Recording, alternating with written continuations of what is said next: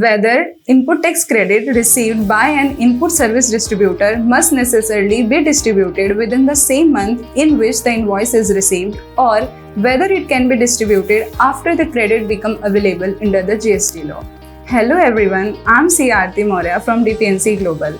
Today, we will discuss important judgment delivered by the Honorable Madras High Court in the matter of Reliance Jio Infocomm Limited versus Union of India.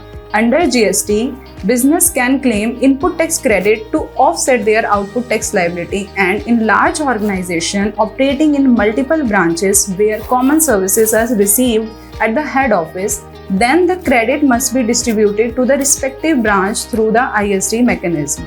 Now let us look at the facts. Reliance Jio, engaged in providing telecommunication services, was registered as input service distributor and used to distribute ITC to its branch across India. The GST department issued a show cause notice alleging that the company had not distributed the ITC in the same month in which the invoice were received, and such delay amounting to be non-compliance attracting penalty. Now legal issues came before the court. First, does GST law mandate distribution of ITC in the same month in which the invoice received? Second, whether ITC must first become available credit, meaning all the conditions under Section 16(2) are satisfied before it can be distributed. The court examines legal provisions in this case. First, Section 16(2) of the CGST Act, which lays down the conditions for availing ITC. Second, Section 20 of CGST Act, which governs the manner of distribution of ITC by an input service distributor. Third, Rule 39(1)(a) of CGST rules, which prescribes the procedure for distributing ITC by an input service distributor.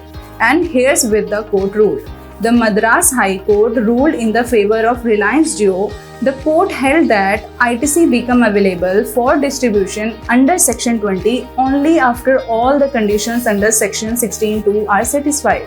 It cannot be mandated merely on the issuance of invoice. The wording of Rule 39(1)(a) of CGST rules that the input tax credit available for distribution in the month shall be distributed in the same month must read harmoniously with the Section 16. Therefore, the month of distribution refers to the month in which the credit becomes legally eligible.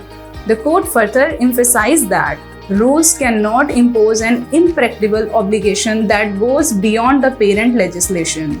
To conclude, this judgment goes beyond the Reliance Jio cases and established an important principle for all input service distributors in India.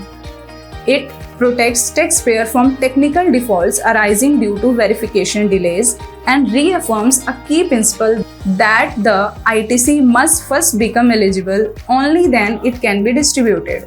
This ensures that GST compliance follow both fairness and practicality. Hopefully, you have gained a better understanding of this key ruling. If you have any query, then please comment or visit to our website. Thank you. Have a nice day.